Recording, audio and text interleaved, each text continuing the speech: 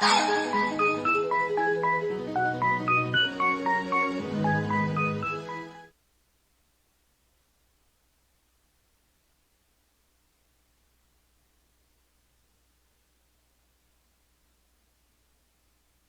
tal, amigos? Muy buenas tardes, les saludo a su amigo Leonardo Hernández Patricio. En este su programa Cámara Abierta estamos en vivo desde la primera cerrada 5 de mayo 206, Colonia Guadalupe, en Cuautitlán, Estado de México, la tierra de San Juan Diego. Este programa Cámara Abierta el día de hoy va a estar muy importante. ¿Por qué? Porque es un tema que el día de ayer corrió a lo largo, a lo ancho del mundo entero y en especial de nuestra capital de la República, donde tal parece que hicieron la marcha de la violencia las mujeres y no la cuestión de género. Bueno, pero eso ya lo vamos a platicar a lo largo de esta entrevista. El día de hoy en este su programa Cámara Abierta, yo los invito para que se conecten con nosotros a través del 58 72 49 37 o lo hagamos a través de Facebook, Radio Fusión TV, a través de YouTube, Radio Fusión TV, ahí nos encuentran, queridos amigos. El día de hoy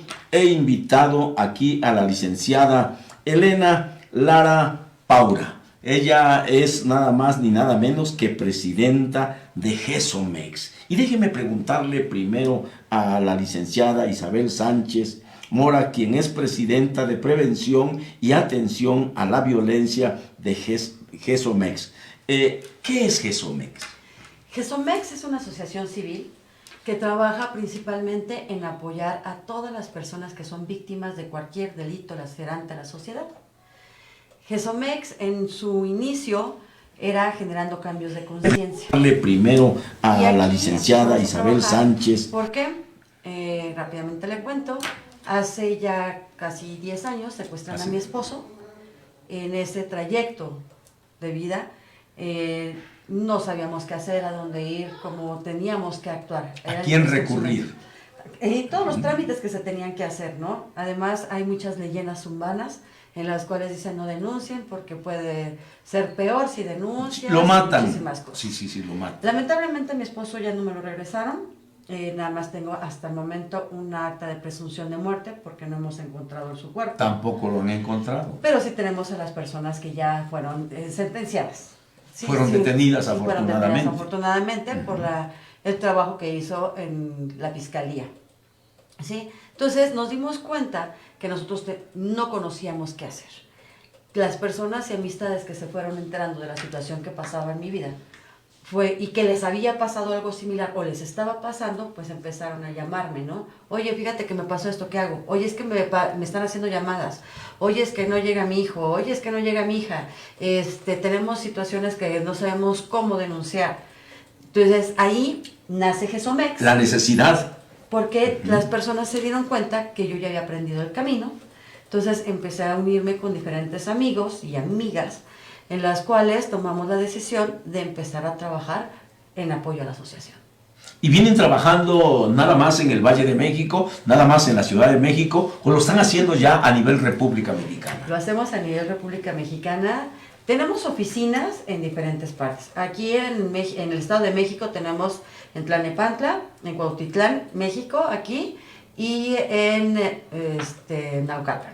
Y seguramente van a seguir creciendo. En la Ciudad de México, en Tlalpan, y tenemos en Chihuahua, en Puebla, Querétaro, Veracruz, bueno, en diferentes partes de la República, aunque tenemos a muchas asociaciones y muchas personas que nos apoyan dentro de toda la República, porque tenemos contactos en diferentes fiscalías y procuradurías. Qué bueno, licenciada, porque esto trae algo muy importante, porque la gente que se siente en un momento dado, no solamente agredida, sino desprotegida, encuentra en ustedes ese camino de protección y ese camino de señalarles hacia dónde deben de caminar. Sí, porque es muy importante. Regularmente no sabemos qué hacer. Entramos en un estado de pánico y decimos, ¿qué hacemos? Aquí le preguntamos. Lamentablemente a veces tenemos almas que en vez de ayudarnos nos mandan por otro camino. Es que esto hizo mi sobrino, el amigo de un amigo hizo esto y le funcionó esto, y la verdad tenemos que irnos para poder tener un buen resultado por un camino que ya está recorrido. Gracias, licenciada Isabel, ¿cuánto tiempo tiene usted en esta organización tan importante? Bueno, en esta organización, con Elena Lara, ya venimos trabajando desde hace 3 años. Ella y yo nos conocimos en un diplomado de Cultura de Paz que estuvimos realizando en el municipio de Tlalnepantla, y a partir de ahí empezamos a sumar esfuerzos.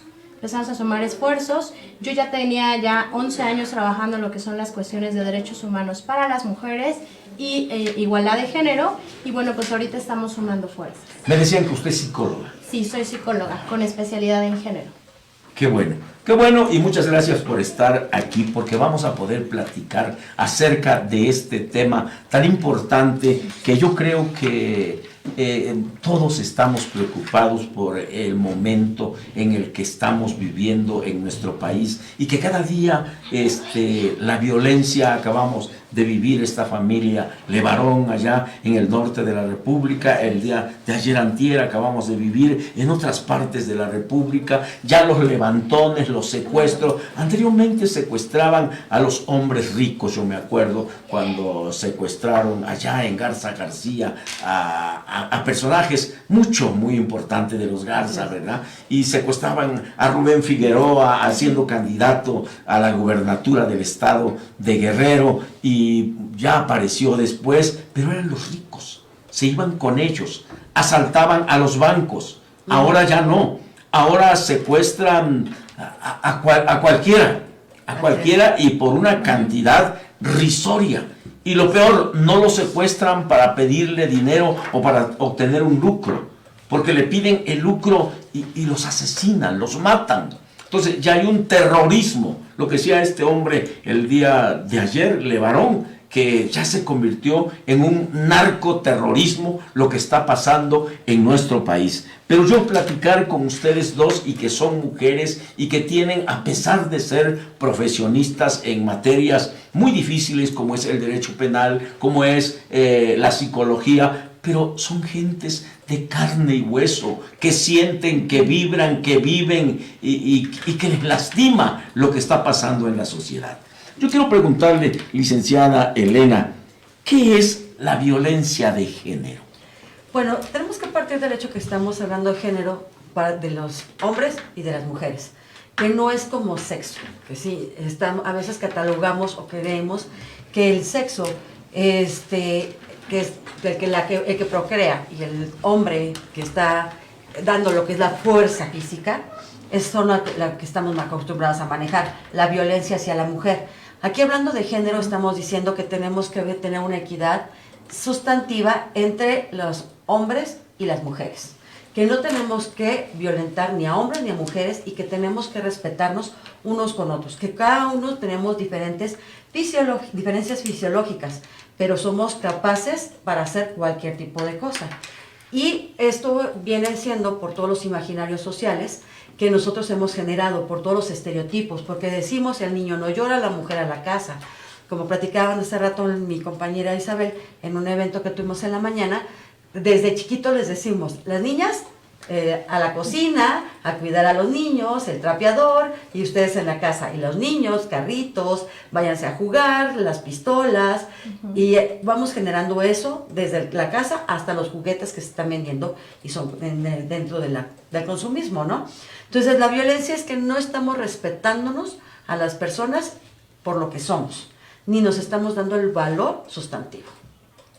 Qué bueno, qué bueno. Y algo importante, ¿no? O sea, hablar de género es hablar también de la parte de sexo, ¿no? Que mencionaba Elena. Hay que diferenciar entre sexo y género. Sexo tiene que ver con todas esas características fisiológicas, biológicas, que nos diferencian entre hombres y mujeres, entre macho y hembra. Pero género son todas esas características sociales que nos colocan a las personas, sin importar que seamos hombres y mujeres, por el simple hecho de haber nacido con un sexo reproductor diferente. Esas diferencias biológicas, desgraciadamente, se convierten en diferencias sociales, que no deberían de ser, porque al final de cuentas todas somos personas.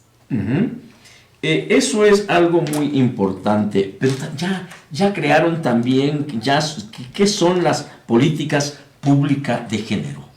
La política pública es la forma que va a trabajar el gobierno según el ámbito en el que estén, y según dándole la igualdad a los seres humanos. Sí existen las políticas públicas, no están aplicadas en muchos lugares, pero las políticas de género es que ya tiene que haber, por ejemplo, una igualdad en el Congreso, tiene que haber los mismos diputados y las mismas diputadas. Eso ya está sucediendo en México. Que tiene que haber una igualdad o casi igualdad entre secretarios y secretarias que trabajen en gobierno. Síndicos también, en el momento que se supone que hacen las plantillas para las elecciones, tiene que haber la misma cantidad de hombres y de mujeres. Esta parte es lo que están viendo de género, pero todavía tenemos que trabajar mucho, se tiene que trabajar en sensibilizar y que haya un protocolo de actuación donde se atienda realmente con perspectivas de género, ya sea el protocolo de atención de servidores públicos, ya sea cuando son protocolos de atención a víctimas, como se tiene que tratar. El género también tenemos que tomar en cuenta que ahorita tenemos no solamente dos, ¿no? Tenemos que tratarlos a todos por igual, porque estamos hablando de que tenemos que ser una política pública inclusiva. Qué bueno porque esto nos permite, y yo le decía que ya en los congresos, ya en el Senado, ya en muchas partes, anteriormente llevaban a la mujer iba de propietaria y el hombre de suplente. Ahora ya se prohibió. Tiene que ser el suplente también una mujer para evitar aquello de que cuando lleguemos al poder, pues tu mujer renuncias y yo suplente subo. Entonces ya no hay esa cuestión y esa política de género.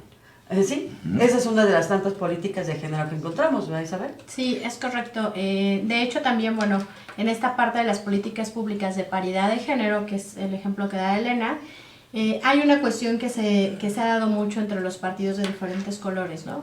Sí, el 50% de mujeres y el 50% de hombres, pero ¿qué es lo que está sucediendo? No hemos llegado a esa igualdad de acceso de oportunidades, a esos espacios. ¿Por qué? Porque los partidos políticos de diferentes colores lo que hacen es colocar a las mujeres en candidaturas que ese partido nunca ha ganado o que no son tan representativas. Entonces, al final de cuentas, nosotras seguimos sin tener acceso a esos puestos de toma de decisión. O sea, hay rezago. Hay rezago. A pesar de que tenemos avances significativos, todavía hay muchísimo trabajo que hacer. Porque pareciera que cada vez que tenemos un avance para llegar a esa igualdad, lo que hace esta cultura machista patriarcal es irse por un lado y generar las condiciones para poder seguir dominando. Bueno, pues les manda a saludar Débora Salgado, Durán Emanuel, también Giovanni Vergara, el director del CECITEN Cuautitlán, Cristal Gómez Castelán, Eira Gómez, del Fraccionamiento Cristal, Leonardo Hernández, Verónica Huesca también, Estela Flores del municipio de Tultepec, la licenciada Gaby Juárez, también está Víctor Gabriel Xochicali, líder de la CROC en el Valle de México, Guadalupe Quijano Romero, Gael Hernández también nos está viendo, Hilda Pérez, el licenciado Fer Juárez de Tlalnepantla, Rosendo Hernández Cruz del estado de Veracruz, Hernando Facineto también, gracias, Karen García, José Hernández, Reina Bernal, Guadalupe GH, Irma Corral, y tienen ustedes mucha gente que los está siguiendo y día con día yo creo que van a incorporar a esta organización más gente interesada en esta clase de problemas. Y yo quiero preguntarles a ustedes cuál es la importancia de la alerta de género. Bueno, tenemos dos alertas de género aquí en el Estado de México. Sí. Una alerta por feminicidios y otra alerta por desaparición que se acaba de incorporar. La de feminicidios están 11 municipios y en la de desaparecidos están 7. Pero mi experto también, que hable del tema de las alertas. Okay, bueno, la alerta de género es un mecanismo que se incorpora en la Ley General de Acceso a las Mujeres a una Vida Libre de Violencia en el año 2007 por la doctora Marcela Lagarde. Es quien genera este instrumento para poder atender, prevenir y sancionar lo que es la violencia de género, específicamente lo que es el feminicidio, que es la expresión más fuerte de la violencia de género que existe. Hasta el 2015 es cuando se declara la primera alerta de género, es en el Estado de México. Se declara en el año 2015 y se empiezan a generar diferentes acciones. Esta alerta en este mecanismo, bueno, hay diferentes acciones de prevención a la violencia de género, atención a las personas que ya son víctimas de violencia de género. Habla también sobre la sanción a las personas que cometen este tipo de delitos y la erradicación de la misma. Este trabajo es un trabajo en conjunto que se requiere realizar entre la triada. ¿Cuál es esta triada? Gobierno, instituciones gubernamentales, que en el caso de los municipios, no los estados que tienen esta alerta, están todos los estados obligados. Por ejemplo, en el Estado de México son 125 estados, los cuales todos están obligados a acatar estas acciones. Pero tenemos 11 municipios prioritarios, que estos municipios son los que reciben recurso para atender esa violencia, porque son los municipios con los índices más altos de violencia en el municipio. Y vienen las acciones de prevención que se llevan tanto en la ciudadanía como a servidoras y servidoras públicos, ¿no? Tenemos la parte de atención, que es la atención jurídica y psicológica a las víctimas, pero también el seguimiento en el procedimiento de denuncia y acceso a la justicia, ¿sí? Y tenemos también las acciones de erradicación, que esas tienen que ver con todas las anteriores. En las acciones de prevención tenemos pláticas en la ciudadanía en donde vamos a visibilizar la problemática de género, porque mientras la ciudadanía no visibilice qué es la violencia, jamás vamos a detectar que estamos en una situación de violencia, por lo tanto no vamos a salir de esa situación, ¿sí?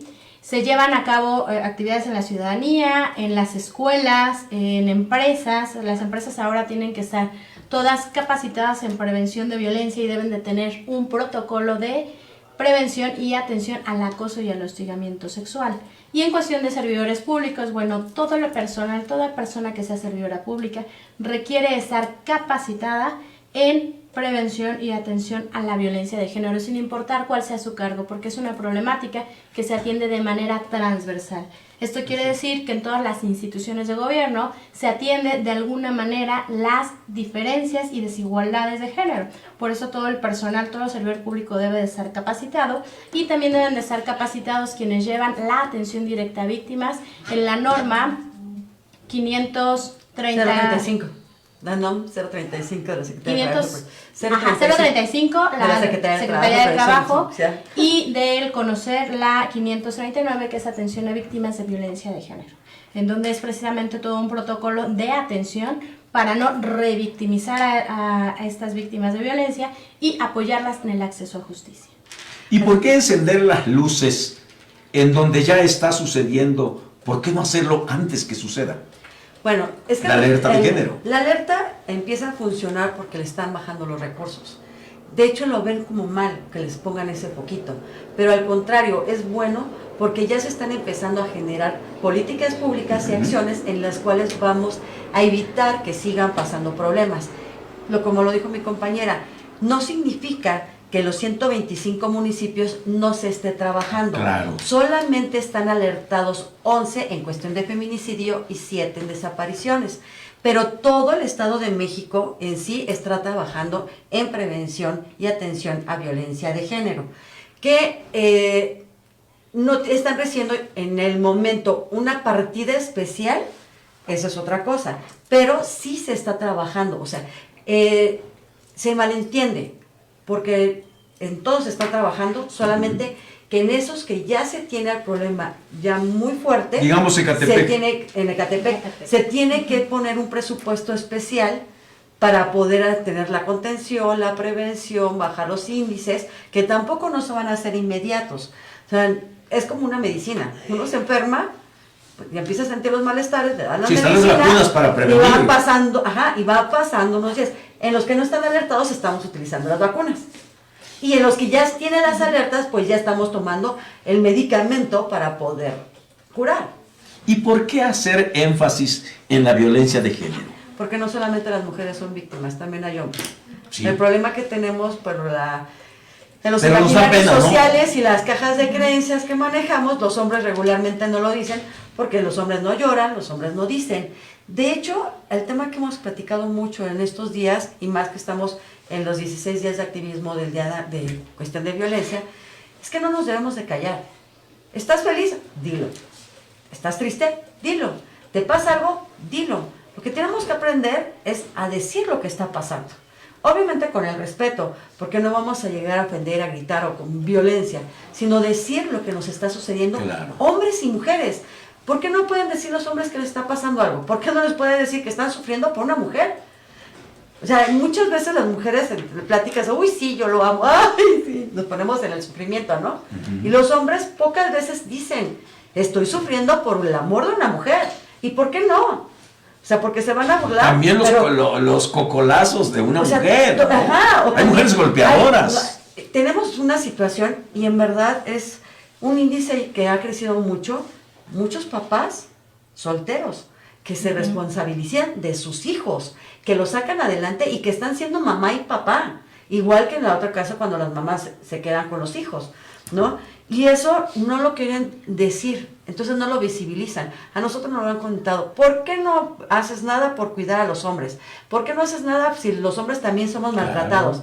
Lo dicen jugando, pero claro que no es jugando. No, lo están no, diciendo no, en serio. no, Y no, nosotros sí. decimos, si necesitas ayuda, ven con nosotros. Nosotros te escuchamos, nosotros te apoyamos y vemos la forma de ponerte a canalizar a los lugares que necesitas llegar.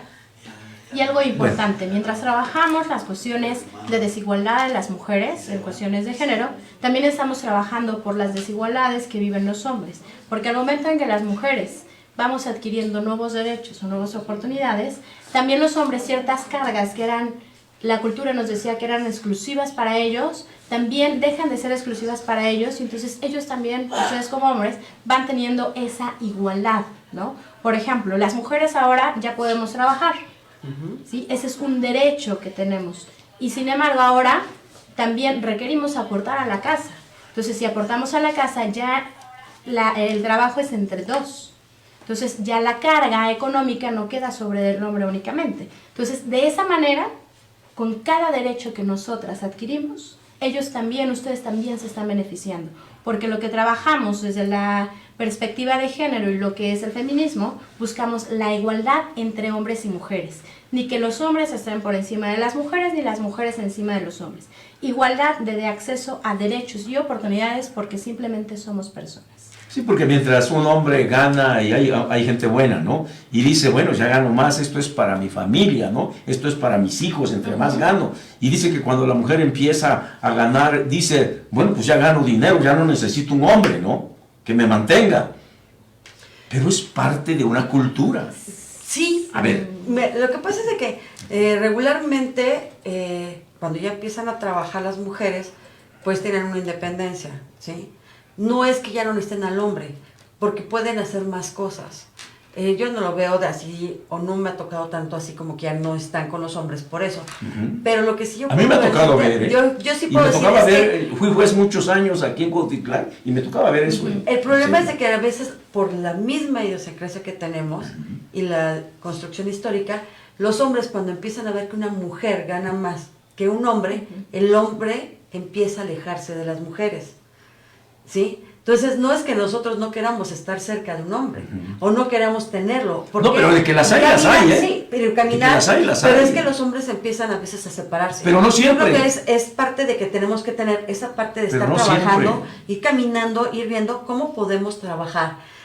Apoyarse de manera mutuamente, conjunta. ¿no? Exacto, Sí. porque uno se empieza a alejar, la otra también, pues obviamente, ya esas son cuestiones ya de pareja, que también, obviamente... Ya entra viene el dinero, rompimiento viene un del matrimonio, rompimiento, ya viene la exactamente. desintegración familiar. Porque a veces nosotros dicen, las mujeres tienen que entender que los hombres trabajan, van a llegar tarde o tienen que hacer determinadas actividades. Bueno, pero las mujeres también tenemos que trabajar y a veces, bueno, podemos llegar tarde porque también estamos por la misma calle, hay los tráficos, hay las congestiones, pasamos por las mismas situaciones. Claro, Entonces claro. igual también se nos puede llegar a hacer tarde o podemos no llegar a algún determinado compromiso. ¿Por qué llegaste tarde? ¿Qué horas son estas de llegar? Entonces, aquí es una parte de que ambos se tienen que entender, Claro. porque a veces no se entiende esa parte, ¿no? Yo como hombre puedo llegar tarde, las mujeres no pueden llegar tarde.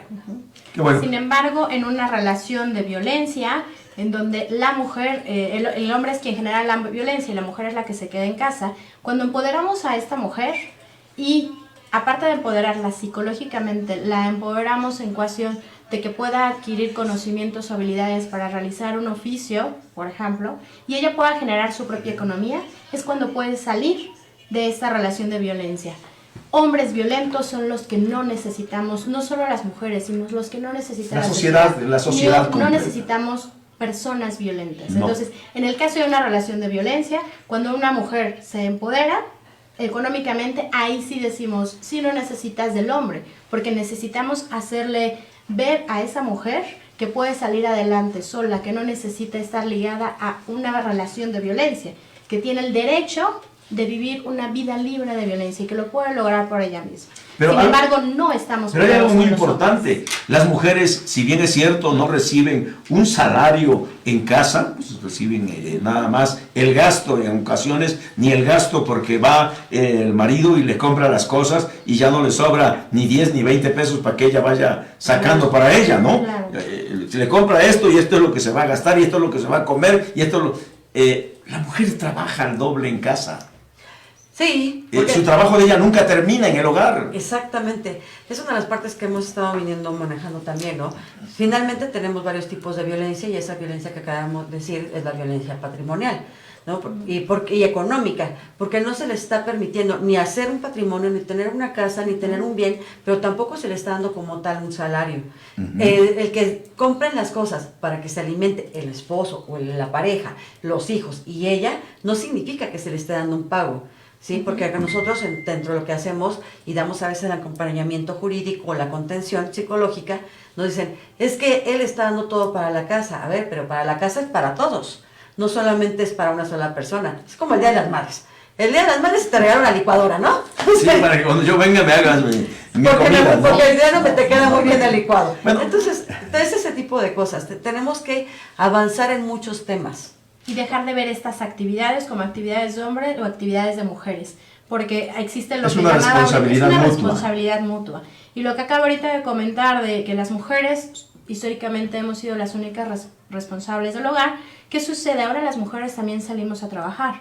Y cuando las mujeres terminan su jornada laboral y regresan a casa, llegan a la segunda jornada. ¿Por qué? Porque los hombres dicen al final del día, bueno, yo ya cumplí, porque como a mí me educaron para ser proveedor, ya fui a trabajar. Pero las mujeres dicen, pues a mí me educaron para tener bien mi casa, ya fui a trabajar, sí, pero en mi casa todavía falta la comida, la tarea, los hijos. Entonces llegan a hacer esta segunda jornada y no hay una distribución de bienes, de responsabilidades de manera equitativa.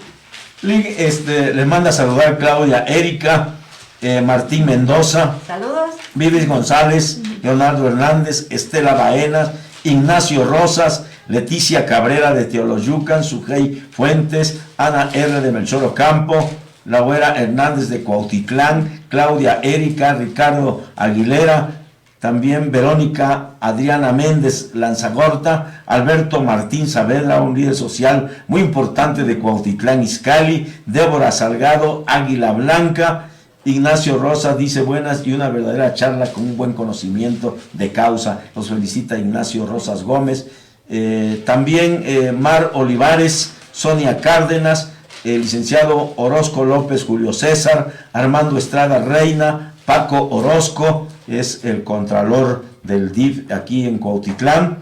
Y aquí seguimos, queridos amigos, en esta tarde disfrutando de todo este programa que nos permite estar constantemente aquí en Radio Fusión TV. Vamos a pedirle a la licenciada Elena y también a la licenciada Isabel, ¿qué actividades realiza GESOMEX? Ay, bueno, actividades hacemos muchas. Primero, cuando estamos con las víctimas, ya damos atención, contención, apoyo jurídico, psicológico. Les apoyamos cuando están en todo este proceso de la denuncia, vamos con ellas. Cuando tenemos que irnos a juicios, pues estamos en el proceso de los juicios. De aquí termina y seguimos con la contención jurídica, pero también ayudamos a capacitar a las personas que necesiten capacitarse en un oficio y en una profesión para que puedan ser sostenibles. De aquí también, ¿qué hacemos? Nos dimos cuenta que nosotros no necesitamos llegar a la impartición de justicia. Tenemos que detener las cosas desde la ciudadanía, ¿sí? Entonces, ya trabajamos impartición, procuración, seguridad pública, pero la parte más importante es trabajar con la ciudadanía y con el gobierno que está cercano. Porque hacer conciencia y generar valores, dar pláticas de información, que sepan cómo podemos reaccionar, qué oportunidades tenemos. Y en la parte del gobierno hacemos sensibilización en equidad de género con pues diferentes cursos, damos pláticas, cursos, capacitaciones, certificaciones. Tenemos muchas actividades, tenemos actividades también de salud, de lentes, tenemos firmas con diferentes de convenios con diferentes instancias de gobierno, ya sea federal, municipales y estatales. También tenemos con diferentes escuelas y universidades, con diferentes empresarios, con hoteles donde hacemos eventos también para poder acercarnos a la ciudadanía. Qué bueno, porque esto creo yo que bien vale la pena y es una actividad que día con día la realizan ustedes. Sí, todos los días. Y a todas horas además, dice. La verdad, sí, un día le comento que me hablaron como a las 3 de la mañana y yo, ahora sí renuncio al turno de la noche, porque lamentablemente en la noche es cuando más situaciones fuertes de víctimas es cuando recibimos. Bueno, Roberto Eduardo también nos manda a saludar, Octavio Vaca Melgarejo, María Guadalupe Esguerra, también Rodrigo Vaca Rodríguez, Rodolfo Salgado Monroy, regidor de Cuautitlán Izcalli, Elimelec Cárdenas, también John Islas está saludándole. Qué bueno, porque están conectados con nosotros, están viendo este programa y bien vale la pena, queridos amigos, que todos seamos responsables de nuestros actos en una sociedad que necesita una composición diferente a la que ya tenemos. Yo creo, ¿y por qué hacer énfasis en feminicidio y no en homicidio? Ok, son dos delitos diferentes.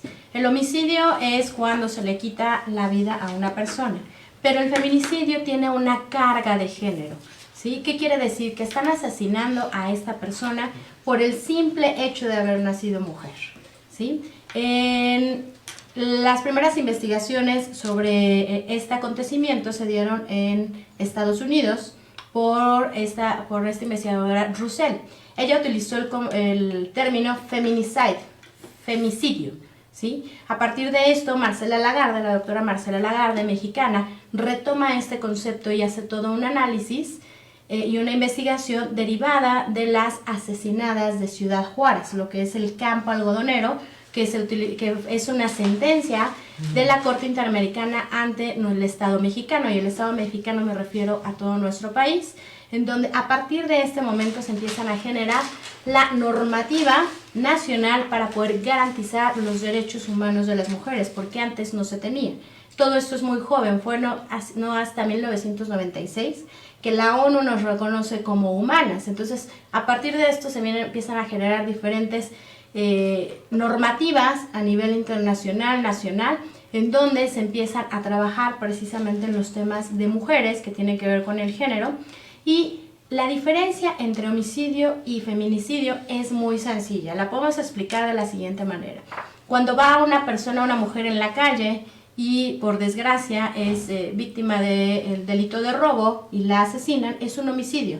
Porque la persona que cometió ese delito salió ese día de su casa con un objetivo completamente monetario.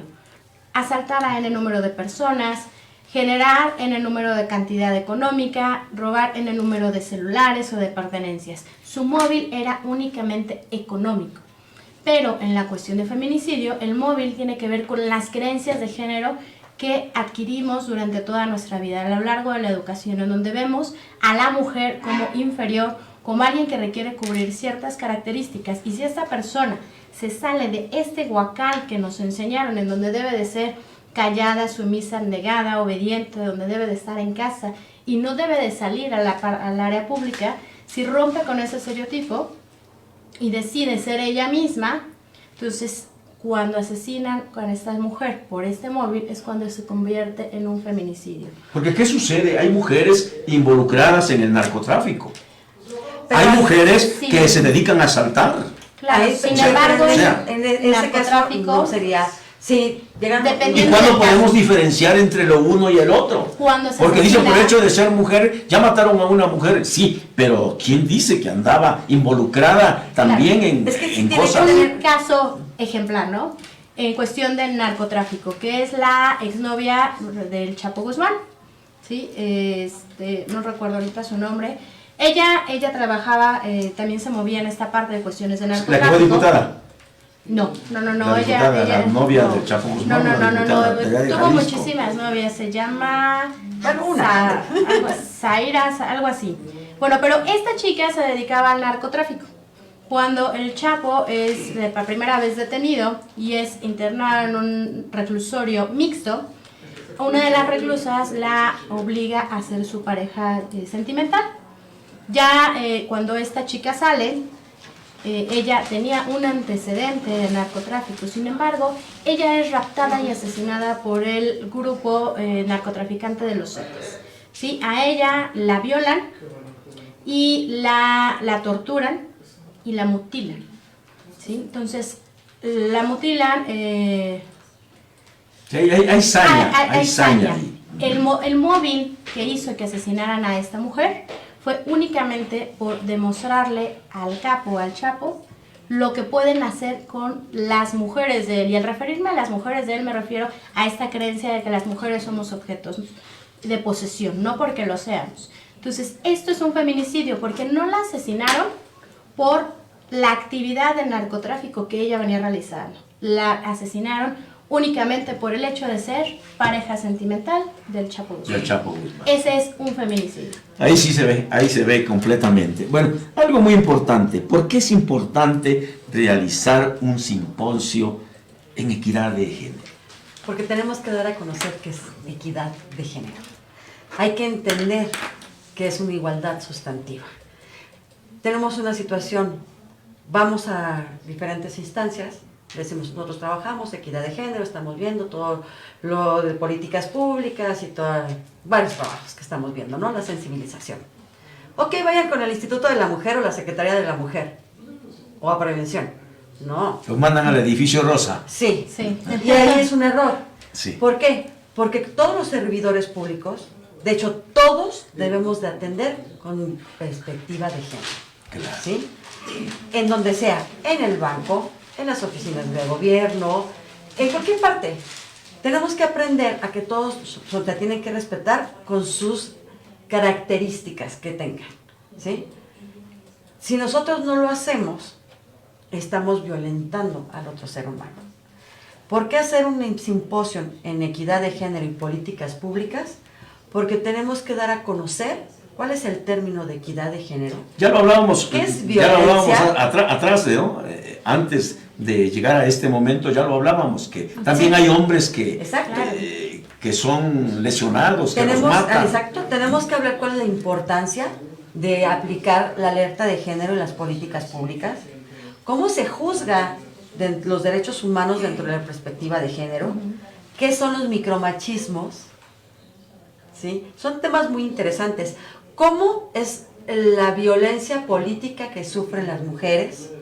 ¿Cuáles son los protocolos que hay de atención a víctimas con perspectiva de género? Que no es lo mismo un protocolo de atención a víctimas para mujeres. Son dos cosas diferentes, ¿sí? O sea, no es exclusiva de la mujer nada más la cuestión de género. No, como dijimos, género Sí. es los dos. Los dos, completamente. ¿Sí? Sí. Ya cada una tiene sus características y ya nos iríamos a violencia contra la mujer, que es distinto. Bueno, Y todo esto es irlo aprendiendo, irlo trabajando, porque no es tan fácil. Nosotros que estudiamos la maestría de género, derecho y proceso penal, pues estamos enfocados en estos temas. Y la verdad no es así como que un tema a veces fácil de entender. O hacerlo entender para Hacerlo romper esas entender, cajas. sí. Y hacer una deconstrucción histórica es lo que tenemos que ir haciendo. estamos casi llegando al final de nuestro programa. Algo muy importante que a mí me preocupa y al público también le preocupa. ¿Cuál es la importancia de conocer los mecanismos de la denuncia? Porque no sabemos qué iniciar. Si no tienes a tu lado un abogado, no sabes qué tienes que hacer, no sabes qué... ¿Y cuánto te cuesta un abogado? Exacto. Y por ejemplo, hay cosas que son tan fáciles. Agarrando 911 es lo primero que podríamos hacer. O cuando una persona desaparece, se cree o se dice que la leyenda urbana, que son entre 48 y 72 horas, es falso. En el momento que se dan cuenta que desaparece una persona, en ese momento tenemos que hacer una denuncia porque es en tiempo real y son horas vitales a veces. Cabe aclarar que hay dos tipos de desaparecidos, los voluntarios y los involuntarios. Claro. Los voluntarios pues, van a regresar y ahí es donde caemos en que criticamos y decimos, es que no nos atienden o no quieren hacer la denuncia. No es cierto. A mí me ha tocado y lo he visto claramente. Es que no fui a denunciar porque como mi hijo iba a llegar tarde, si llega tarde luego llega y se enoja, porque ya los hijos mandan a los papás, ¿no? Entonces se enoja porque ya fui a denunciar si andaba de fiesta. Entonces lo que hacen, por ejemplo, que en las noches esperan a que lleguen de la fiesta o a la hora que podrían llegar. No, pues ya pasó 1 hora, ya pasó 2 horas, pues a lo mejor se quedó a dormir con un amigo, se le hizo tarde y es cuando no denuncian de la forma inmediata. O que es que se enojó, mi hija se enojó, se fue de mi casa y porque estaba enojada. Entonces estaba esperando que se le bajara el coraje, pero a veces en el coraje pasan 8 días y ya no las podemos encontrar. Eso es una parte importante, conocer cuáles son los mecanismos, cómo lo podemos hacer y desde qué momento tenemos que empezar a hacer todo el tipo de denuncias. Y algo importante en la cuestión de desaparición que debemos de contemplar, ¿no? Las primeras horas son primordiales. Porque es el momento en que se traslada una persona del punto A al punto B. Es el momento en que podemos encontrarlas. Ya después de este periodo es muy difícil. Por eso es importante que en el momento que nos damos cuenta que un conocido, un familiar, se encuentra desaparecido, acudamos a las agencias del Ministerio Público más cercanas a realizar esta denuncia. Y algo importante en el Estado de México, estamos en el cinturón de la trata de personas. ¿Cuál es este cinturón de la trata de personas? A este cinturón se le llama a los espacios en donde se capta principalmente las mujeres, porque desgraciadamente en situación de trata el 90% de los casos son mujeres, se capta a las mujeres y a otras personas para poder trasladarlas a otros municipios, estados o inclusive países para poder explotarlas, ya sea laboralmente, sexual, ¿sí? Hay distintos tipos de trata. Entonces es importante que consideremos que estamos en una zona de riesgo y que tanto el gobierno requiere hacer acciones específicas para atender y prevenir esta problemática, como que debemos entender que la ciudadanía también estamos obligados y obligados a conocer de este tipo de situaciones para saber cómo debemos actuar frente a una situación de este tipo. Qué bueno. ¿Qué requerimos hacer desde nuestro metro cuadrado que nos corresponde sobre este planeta Tierra para conducirnos con igualdad? Lo que debemos hacer... el simposio. Sí, primero que nada era el simposio. También lo que requerimos hacer... ¿El simposio cuándo va a ser? Antes que me contesten. ¿A qué horas? ¿Qué lugar? ¿Qué costo tiene? Ok, es el día 30 de noviembre, sábado. Va a ser en el Holiday Inn Perinorte, que está ubicado enfrente de Barrientos. ¿Sí? En vamos a estar desde las 8:45, que iniciamos con registro. De ahí vamos al desayuno, del desayuno nos pasamos ya al trabajo ya de las conferencias, luego cortamos para comer, volvemos a los trabajos y terminamos aproximadamente a las 6:07. ¿Qué tienen que hacer? Inscribirse con nosotros, la página que tenemos en Facebook, que es GESOMEX, nada más así, lo podemos encontrar, o en la página, googlearlo en internet como gesomexac.com. Llamarnos a los teléfonos SIN 55, porque ya es de los nuevos números, 56 11 12 41 64. El costo del simposio ahorita lo estamos dando con un descuento para las personas que se quieran inscribir todavía, llamando, dice que lo vieron aquí con ustedes, aquí en Radio Fusión TV, y que nos llamen y nosotros les decimos que van a tener un descuento del 50%. ¿Qué costo tiene? Es de 5,000 pesos y les quedarían 2,500. En 2,500. Pero incluye desayuno, comida, estacionamiento, obviamente el simposio y todos los reconocimientos. Y ese día van a estar con nosotros varios fiscales. Qué bueno, licenciado. como ponentes, Qué no bueno. nada más para la foto. Entonces, ¿qué hacer con ese metro que nos pertenece? A ver. Ok, pues primero que nada requerimos ir identificando cuáles son las situaciones de violencia en la cual estamos a diario. ¿Qué violencia es la que recibimos y la que generamos? Porque, ojo, también somos generadores y generadoras de violencia, porque desde que fuimos educadas y educados en donde vemos varias conductas normalizadas como algo normal en la vida cotidiana, también nos convertimos en generadores de violencia. Entonces hay que identificar cada una de estas violencias y a partir de que ya las identificamos, empezar a modificar la forma en que me conduzco con las demás personas y también mucho ojo con la educación que tenemos hacia las pequeñas y a los pequeños, porque si no educamos en esta igualdad, vamos a seguir generando que la desigualdad de género y violencia de género siga apareciendo como lo hemos tenido generación tras generación. Y si no tenemos hijos o hijas aún, también en la forma en que nosotras nos conduzcamos, estamos educando, porque si no está la sobrina, el sobrino, el vecino, la hija, el hijo de la amiga, y podemos ser esa imagen que ellos quieren ser.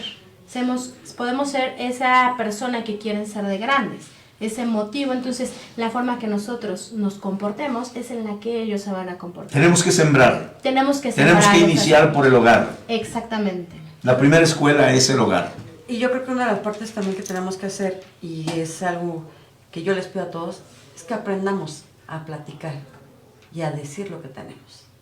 Vamos a saludar a don Valentín García Payares, secretario general del Autotransporte de la República Mexicana, de la Confederación de Trabajadores Internacionales de México. A Ivonne Alonso, también está la licenciada Juana Almaraz, a Pablo Gersael, Miguel Ángel González Romero, Gustavo Castañedo, Coral Luna Vázquez, John Islas, Rolando Mendoza, Tere Telora, Tomás García, Ricardo Uriel Gutiérrez Hernández, Guillermo Cantón Cetina, mi querido paisano, el magnate de la información allá en Villahermosa, Tabasco. Gracias, mi querido Guillermo Cantón Cetina. María Concepción González Venegas, Yoali Aldana, Luis Fernando, bellos recuerdos también están con nosotros.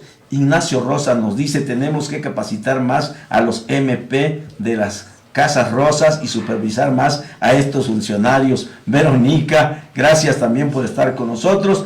A María Concepción González Venegas, muchas gracias a todos ustedes que en esta tarde pues hemos disfrutado de esta plática tan importante acerca de lo que es la violencia de género. Pero yo quiero preguntarles, antes que, porque hierve aquí en mi pecho, una pregunta que quiero hacerles a ustedes dos, porque no estoy conforme, no estoy conforme en algo. ¿Qué opinan ustedes de los actos vandálicos del día de ayer 25 de noviembre en el centro de la Ciudad de México, cuando están celebrando la no violencia y ese grupo de mujeres se convierten en unas viles delincuentes? Ok, hay que dejar algo muy claro. No, el día de ayer no se festeja, se conmemora el Día Internacional en contra de la violencia hacia las mujeres. ¿Por qué? Porque en República Dominicana, en el gobierno de Trujillo, manda asesinar a 3 mujeres, las hermanas Mirabal, que eran activistas de ese país. La forma en que las asesina y la tortura se convierte en un homicidio de género, un feminicidio. La Corte Interamericana, la familia de estas 3 mujeres no poder acceder a la justicia, retoma este caso y al ver que el gobierno de República Dominicana no tenía las condiciones para garantizar los derechos humanos, no solo de estas 3 mujeres, sino de todas las mujeres de este país, lo condena, ¿sí? Y le manda una serie de recomendaciones que está obligado a cumplir para poder garantizar los derechos humanos de las mujeres en su país. Y una de estas acciones es generar el Día Internacional en contra de la violencia a las mujeres. Es el día 25 de noviembre, el día que estas 3 mujeres fueron asesinadas. Es un recordatorio de lo que sucedió en República Dominicana. Sin embargo, desgraciadamente sucede aún en estas fechas en todos los países. En el Día Internacional se conmemora, por eso decimos, no se festeja, se conmemora, sí. ¿sí? Se hacen estas marchas precisamente para visibilizar las situaciones de violencia que se están sufriendo a diario. Ha habido muchísimas marchas pacíficas en donde no ha sucedido nada. Lo podemos ver históricamente. El voto se logró gracias a que las mujeres en Inglaterra empezaron a colocar bombas en los buzones, empezaron a romper vidrios en las tiendas de alto renombre, ¿sí? Desgraciadamente los derechos humanos, y hablando de las mujeres, no se nos han sido dados, han sido arrebatados.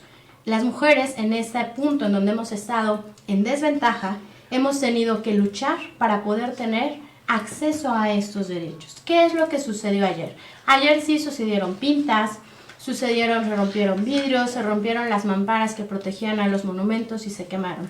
Sin embargo, les pregunto yo, ¿qué sucede con una víctima de violencia que acude al Ministerio Público y una víctima de violación? Y cuando va a denunciar, lo primero que le preguntan es, ¿cómo ibas vestida? ¿Por qué ibas a altas horas de la noche sola? Tú lo provocaste. Cuando una familia acude a levantar una denuncia de desaparición, lo primero que preguntan es, ¿y si se fue con el novio? ¿Y si tenía alguna actividad ilícita? La responsabilidad siempre la colocan en las víctimas y no en quien genera la violencia, que es el delincuente, ¿sí? Yo les pregunto, ¿qué pasaría si nosotras fuéramos víctimas directas o indirectas, familiares de estas víctimas, si las formas de denunciar, de hacer visible esa violencia, es ir a los ministerios públicos, denunciar y no accedemos a la justicia? ¿Qué sucedería si mi hija fuera la que asesinaron después de haber hecho todo este camino y no poder acceder a la justicia, que no la encuentren, que no encuentren o no detengan al generador de violencia siendo que ya saben quién fue? ¿Cuáles serían las formas? No estoy de acuerdo en la violencia, porque violencia genera más violencia. Sin embargo, yo no tengo la moral para decirle a estas personas que ayer cometieron estos actos, de decirles que están mal, que no son las formas, porque al final de cuentas, lo que esto nos refleja es la inconformidad de años en donde las mujeres han sufrido violencia y apenas la política pública de género en nuestro país es muy joven. Estamos hablando de la condena del campo algodonero de 1996. Entonces, ¿cómo les decimos a esas víctimas que han sufrido, que no encuentran a sus hijas, que ya no van a regresar? Los muros se pintan, los vidrios se reemplazan, los monumentos se arreglan, pero la vida de cientos de mujeres que ha sido arrebatada día con día jamás regresa. En nuestro país, desgraciadamente, cada día existen 9 feminicidios.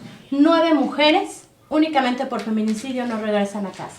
Hay que también contabilizar a las mujeres que están desaparecidas y no regresan a casa.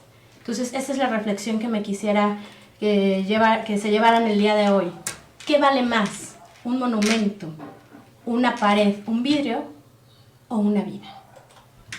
No, pues desde luego la vida, pero tampoco justifica la actitud tan violenta de las mujeres. Yo, en mi parte como víctima y víctima indirecta... Usted lo vivió Yo lo personalmente. viví. Yo creo que violencia genera violencia. Estudiando lo que es la parte de cultura de paz, nosotros tenemos que la cultura es como guía y la paz es como destino. Creemos que tenemos que hablar, creo que tenemos que hacernos escuchar, pero hablando podemos hacer muchas cosas, porque tampoco no todo el mundo va y denuncia. Hay personas, como lo dije ahorita, los involuntarios, los voluntarios no van y denuncian, que a veces se vuelven involuntarios. Los secuestros, no todo el mundo denuncia los secuestros, no todo el mundo denuncia los robos. ¿Para qué van? Porque es una pérdida de tiempo. Violaciones, no se denuncian. Y lo tenemos, lo digo porque lo estamos trabajando. Estamos trabajando con chicas que fueron violadas y estamos tratando de convencerlas de que hagan la denuncia. Hablar, decir, a veces la sociedad critica. Si a mí como mujer un hombre me engañó, me falló, me robó, me lastimó, lo tengo que decir. ¿Por qué? Porque a lo mejor voy a evitar que a mi vecina o a alguna otra persona también sea violentada. Ahí no estamos hablando que nada más tendríamos que manifestarnos en contra de las acciones o actividades o el mal trabajo o buen trabajo de una institución, sino también tenemos que hablar de nuestras obligaciones como seres humanos, como personas que vivimos aquí, que estamos dentro de parte de una sociedad. A mí me dicen a veces, no, yo no estoy de acuerdo con ningún partido, yo no soy partidista. No, Yo no soy política. Todos somos políticos porque vivimos dentro de la sociedad, vivimos dentro de una sociedad que tiene reglas, que tiene normas.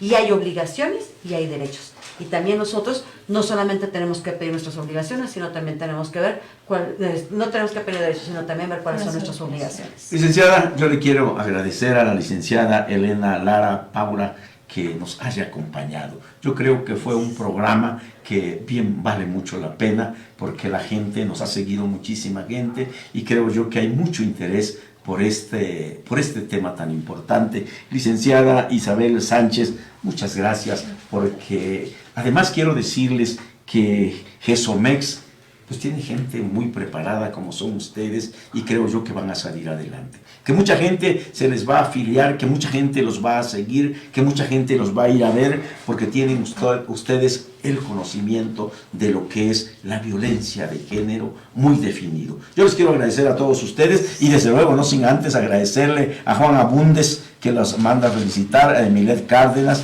a Londra Zavala, a Alonso Vicenteño, a Carlos Vázquez, Ixel Chávez, Alonso Vicenteño, que fue candidato a diputado federal y candidato a presidente municipal. Un saludo, mi querido líder, un abrazote muy fuerte, Alonso Vicenteño, señor licenciado. Virgilio Sánchez Luna, también de Teoloyuca, a mi Tapia, muchas gracias, a Isel Chávez y a todos ustedes, queridos amigos. Saludos, Itzel. Esto es Cámara Abierta con tu amigo Leonardo Hernández Patricio y como siempre les digo, les vaya como se porten. Buenas tardes.